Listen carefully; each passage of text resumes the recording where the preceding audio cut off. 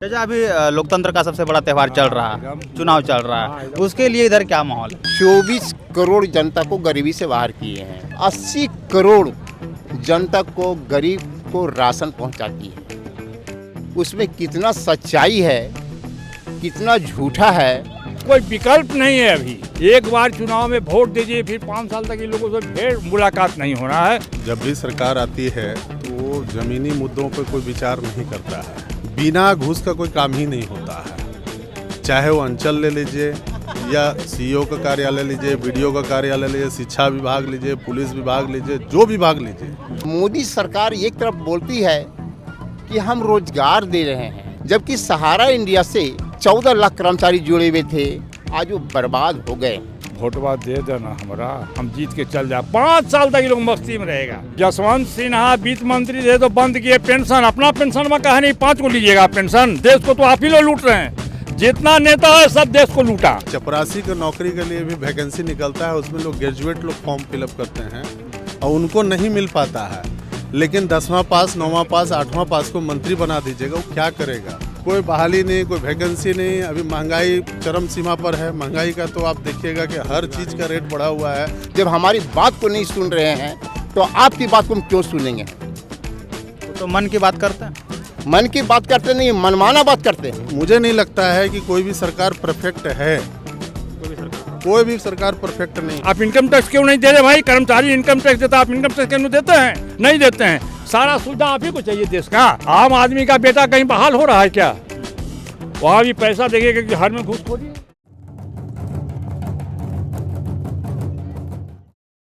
कहाँ से हैं चाचा आप?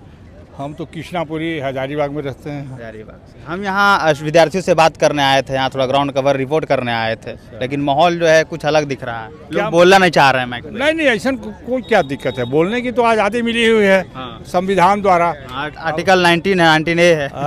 आर्टिकल 19 है, 19A 19A है, उसके लिए कोई दिक्कत नहीं है। बोलने आज यदि बच्चा नहीं बोलेगा तो फिर कब बोलेगा? और पढ़े लिखे विद्यार्थी नहीं बोलेंगे तो कौन बोलेगा? अब देखिए एक बात समझिए, यदि शिक्षा से विकास नहीं होगा तो कहीं नहीं होगा फिर। इसलिए शिक्षा बहुत जरूरी है। ये लास्ट ऑप्शन है शिक्षा, विकसित विकास के लिए। अब यहीं से नहीं करेंगे बच्चे तो क्या करेंगे? क्या करेंगे? वही ना दिक्कत है।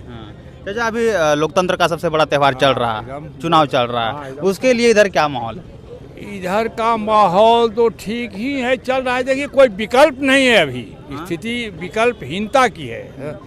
ये जो जितने भी राजनीतिक दल हैं सब जैसे इधर से उधर, उधर से उधर, उधर से उधर घूम रहा है सब एक से दूसरे में।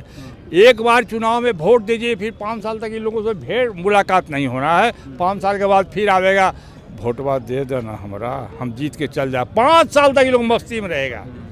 उसके बाद ये करेंगे वो करेंगे, हमको बस दे दीजिए वोट। नहीं करेगा, कोनो कुछ नहीं करेगा, कुछ करेगा नहीं। हमको कहीं कहना है कि जसवंत सिन्हा वित्त मंत्री थे तो बंद किए पेंशन। अपना पेंशन में कहा नहीं 5 को लीजिएगा पेंशन। देश को तो आप ही लोग लूट रहे हैं। जितना नेता है सब देश को लूटा। अंग्रेज को ज्यादा लूटा, अंग्रेज नहीं लूटा, ज्यादा यही लोग लूटा। सब पेंशन के नाम पर लूट रहा है। सब वहाँ खाने पीने के नाम पर लूट रहा है। आप इनकम टैक्स क्यों नहीं दे रहे भाई? कर्मचारी इनकम टैक्स देता, आप इनकम टैक्स क्यों देते हैं? नहीं देते हैं। सारा सुविधा आप ही को चाहिए देश का। पेंशन भी चाहिए लाइफ टाइम के लिए, पूरा टाइम के लिए। और यहाँ कर्मचारी जो सरकारी उनका बंद कर दिया। हम लोग 33 साल के बाद पेंशन लेते हैं। अभी लोग तुरंत 5 योगदान, तुरंत शपथ ग्रहण लिया, पेंशन चालू। किसके खजाने से आपको पेंशन मिल रहा है? हमारे खजाने से। वो सब आपको नहीं बुझा रहा है। तो क्या मुद्दा रहेंगे अगर चुनाव का? लोकल मुद्दे रहेंगे, इंटरनेशनल मुद्दा रहेंगे, नेशनल मुद्दा रहेंगे? देखिए अभी तो इस पर मामले पर सब नेशनल मुद्दा है। कोई लोकल मुद्दा इसमें सब गौन हो गया है। अभी सब नेशनल मुद्दा पर चल रहा है चुनाव। अब इसी पर आगे चलते रहेगा। काफ़ी सारे विद्यार्थी से बात भी कर रहे थे यहाँ, और काफ़ी लाइब्रेरी वगैरह में बात करने से पता चला कि लोग का देखा जा रहा है कि बेरोजगारी बहुत चरम पे है। तो इस पे क्या? बेरोजगारी में आबादी के हिसाब से जो था रेशियो नौकरी का, वो सब खत्म। हर ऑफिस खाली है, चाहे सेंट्रल का हो चाहे स्टेट का हो। कहीं जैसे समझिए कि कोई सीट भरा हुआ नहीं है। आप यदि गाड़ी रख लेते, गाड़ी खरीदते हैं, उसमें ड्राइवर आप नहीं रखिएगा परमानेंट, तो कैसे होगा? कैसे चलेगा? वो तो गाड़ी 5 साल में बैठा देगा टेम्पोरेरी ड्राइवर वाला। बिल्कुल। बैठा देगा ना, वही होगा स्थिति। आप एक बैग जितना भी जो जो समझिए कि ये क्या कहलाता है, आउटसोर्सिंग रख रहे हैं ना, एक दिन पूरा आउटसोर्सिंग ही बैठावेगा आपको। हाँ, तो आप मुद्दा नहीं बता रहे चाचा जी, मुद्दा क्या करें, महंगाई क्या मांगे होंगी बेरोजगारी है। अभी जिस प्रकार अभी मोदी सरकार है भारत में, मतलब 10 साल रहे हैं, क्या किया उन्होंने और आगे क्या अपेक्षा करते हैं, और दूसरा भी बने तो क्या अपेक्षा करते हैं? दूसरा भी बनने की संभावना नहीं दिख रही है, बहुत मुश्किल है अभी। हाँ, बहुत मुश्किल है अभी दूसरा का आना। मोदी सरकार ये तो समझिए कि काम तो ठीक ही कर रही है, चल रहा है इसी में। आगे सब भी चीज़ परफेक्ट है, कुछ दिक्कत नहीं है, कुछ सब चीज़ परफेक्ट है। नहीं, सब चीज़ परफेक्ट नहीं, ये मैंने कह रहा हूँ कि सब चीज़ परफेक्ट है, लेकिन सबसे अच्छा भी नहीं है तो सब ठीक भी नहीं होगा, समझे ना। ये बेरोजगारी पे जो इस प्रकार बता रहे थे, तो जैसे जिस संख्या बढ़ रहा है, बता रहे सीट भी खाली रह जा रहा खाली रह है, जा संख्या बढ़ रहा है यहाँ, जहाँ उस प्रकार नंबर ऑफ वैकेंसी। बहाली भी रहा, वहाँ भी घूसखोरी ज़्यादा है। आम आदमी का बेटा कहीं बहाल हो रहा है क्या? वहाँ भी पैसा देंगे कि हर में घूसखोरी है, वहाँ भी सर करप्शन पूरा चरम पे। पूरा करप्शन है। आप बालू का ठिकाने हुए, लेकिन शहर में बालू रोज आता है 50 ट्रेक्टर, कहाँ से आता है? सब अनलीगल है। सब अनलीगल है। ये चाचा जी हमारे साथ बातचीत कर रहे थे, और ये बता दें कि एक बार फिर से गांधी मैदान है, ये स्टूडेंट्स जो इलाका रहता है, और ये स्टूडेंट्स बहुल क्षेत्र है, और यहाँ हजारीबाग में हजारों की संख्या में प्रत्येक वर्ष विद्यार्थी पढ़ रहे हैं, और इसलिए आते हैं क्योंकि ये शैक्षणिक राजधानी है। झारखंड का राजधानी तो रांची है, लेकिन हजारीबाग को शैक्षणिक राजधानी कहा जाता है, इस वजह से यहाँ प्रत्येक वर्ष आते हैं। हजारीबाग के जितने भी इर्द गिर्द ज़िले हैं, चाहे वो चतरा हो, चाहे वो गिरिडीह हो, कोडरमा हो, लातेहार हो, इस प्रकार जितने भी ज़िले इर्द गिर्द हैं आते हैं विद्यार्थी। एक बार फिर से देखेंगे तो उधर बहुत सारे हैं, थोड़ा ऑर्डर कीजिए। विद्यार्थी काफ़ी हैं, सिर्फ देखते हैं लेकिन बोल नहीं रहे हैं। अभी चुनाव चल रहा है चाचा जी, क्या चल रहा है माहौल? के चुनाव का पर्व अभी चल रहा है। लोकसभा का चुनाव अभी हजारीबाग में 20 तारीख को होने वाला है। 20 तारीख मतलब मंडे, अगला सोमवार को। लेकिन सबसे बड़ा मुद्दा ये है, पार्टी तो अपने अपने जगह पे प्रचार कर ही रही है, और सबसे बड़ा मुद्दा यहाँ पे है, यहाँ के ज़मीन से जुड़े हुए लोगों का जो समस्या है, वो कोई पार्टी जब भी सरकार आती है तो वो ज़मीनी मुद्दों पे कोई विचार नहीं करता है। ये बहुत बड़ा समस्या है। भले मैं मानता हूँ कि बीजेपी बहुत सारा कार्य किए हैं केंद्र लेवल पे, धारा 370, राम मंदिर और बहुत सारे जो है वो सब कार्य किए हैं, वो सराहनीय है।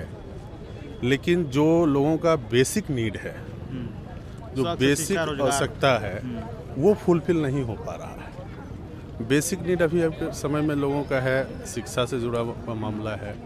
जिस प्रकार से प्राइवेट स्कूलों में गोरख धंधा चल रहा है, फीस को लेकर के, उनका जो वगैरह का जो समस्या है, उसका रेट को लेकर के, धंधा पे कोई कंट्रोल सरकार का नहीं है। दूसरा चीज़ है, जिस प्रकार से अभी घूसखोरी चल रहा है, से बोलना उचित नहीं है, लेकिन बिल्कुल चल ही रहा है, ये काफ़ी लोग आरोप भी लगा। कोई ऐसा विभाग नहीं है झारखंड में, कोई ऐसा विभाग नहीं है जिस विभाग में जनता खुश होकर के कार्य करवा करके लौट रही है। बिना घूस का कोई काम ही नहीं होता है। चाहे वो अंचल ले लीजिए, या सीईओ का कार्यालय लीजिए, बीडीओ का कार्यालय लीजिए, शिक्षा विभाग लीजिए, पुलिस विभाग लीजिए, जो विभाग लीजिए, ट्रांसफ़र पोस्टिंग में इतना पैसा का ये खेल हुआ है। अभी आप देख ही रहे हैं, आलमगीर आलम जी के यहाँ से पैसा, जब चपरासी के यहाँ से 38 करोड़ रुपया निकल सकता है, तो मंत्री जी के यहाँ कितना होगा? उनके पीएस पर भी किस तरह से वो लोग अपना चेहरा लेकर के आते हैं, अपना मुखौटा बदल के आते हैं, और जनता के बीच में कि मुझे वोट दीजिए। जनता वोट इसलिए देती है कि भाई क्षेत्र का विकास हो, जनता के प्रति सरकार का एक विश्वास बना रहे, जुड़ा रहे। लेकिन ऐसा कोई कार्य सरकार नहीं करती है। ऐसे लोगों को मंत्री बनाया जाता है जो अनक्वालिफाइड हैं। अभी एक चपरासी की नौकरी के लिए भी वैकेंसी निकलता है, उसमें लोग ग्रेजुएट लोग फॉर्म फिलअप करते हैं और उनको नहीं मिल पाता है।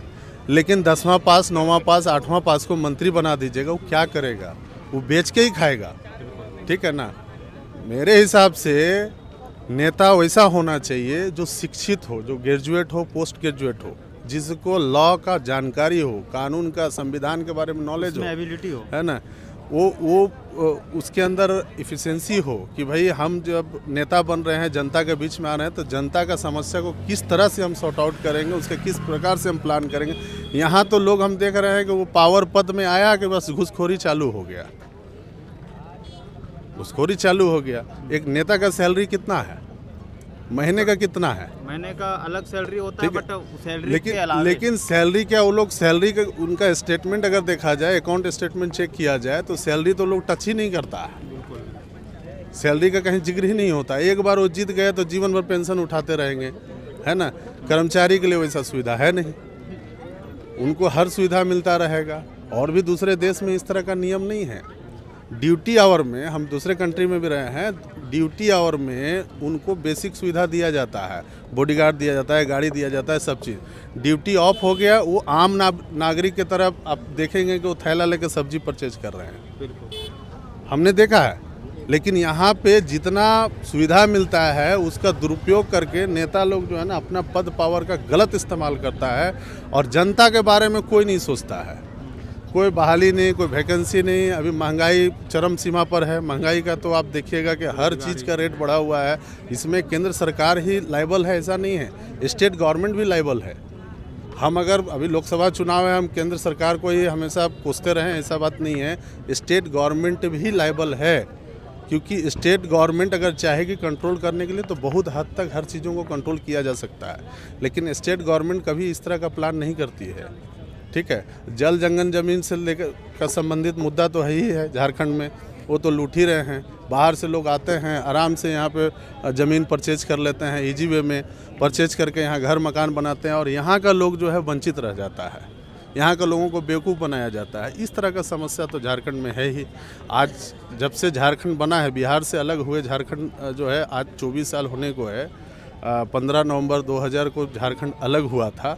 उसके बाद से जो लोग झारखंड बनने के बाद जो उम्मीद रखे थे, वो उम्मीद पर कोई भी सरकार खरा नहीं उतरा है ना। और अधिकतर सरकारों को हमने देखा है कि हमेशा घूसखोरी से जुड़ा हुआ मामला, चाहे वो मधु कोड़ा का सरकार हो, चाहे हेमंत जी का सरकार हो, चाहे और भी मंत्री लोग जो आ रहे हैं, सब लोग घूसखोरी से जुड़े हुए हैं, भरपूर घूसखोरी कर रहे हैं, है ना।